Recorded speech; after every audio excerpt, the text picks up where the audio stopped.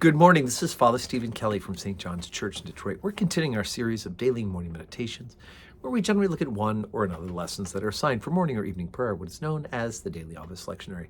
And Easter week continues. Today is Easter Wednesday. Just as we had Easter Day on Sunday, Easter Monday, Easter Tuesday, today is Easter Wednesday, according to the prayer book. And we do have a particular Holy Communion service assigned with particular lessons as we continue this celebration of the resurrection of Jesus Christ. And let's be honest, every Sunday is a celebration of the resurrection. It's why we worship together on Sunday. But of course, we're focusing on that one aspect of the story of our salvation, not just this week, not during just these 8 days, but for the entire season of Easter, 40 days, and then the Ascension, and then from the Ascension to the Pentecost, 10 more days. So we've got plenty of opportunities to celebrate this particular aspect, this doctrine, this teaching, this dogma about the life of Jesus Christ and what he did for our salvation. So I thought we'd take a look at the lesson that's assigned for Wednesday for evening prayer, and that is from the book of the prophet Isaiah. So remember, the Old Testament, we read the Old Testament with our New Testament eyes,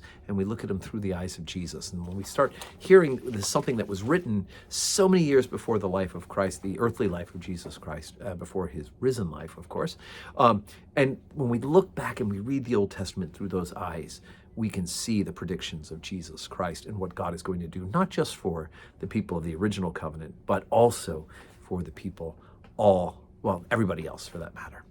The first lesson for evening prayer is Isaiah 26, beginning at the 12th verse. Lord, wilt thou ordain peace for us? For thou also hast wrought all our works in us. O Lord our God, other lords beside thee have had dominion over us, but by thee only will we make mention of thy name. They are dead. They shall not live. They are deceased.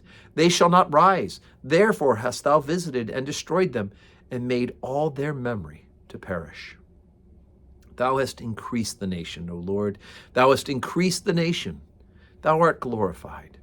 Thou hast removed it far unto all the ends of the earth. Lord, in trouble have they visited thee. They poured out a prayer when thy chastening was upon them.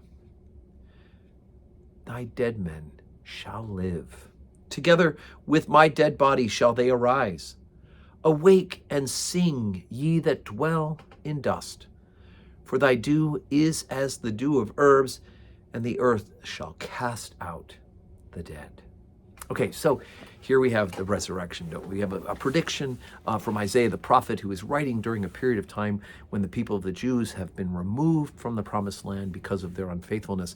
And yet Isaiah mentions that even though these other people have lorded over them and have run roughshod over them as they've lived in these foreign lands, that Isaiah knows that there is, in fact, a resurrection that is to come. You know, and when we read the New Testament, we read the Gospels, and we hear about the controversy between the Sadducees and the Pharisees, right? The Pharisees believed in the resurrection. The Sadducees did not.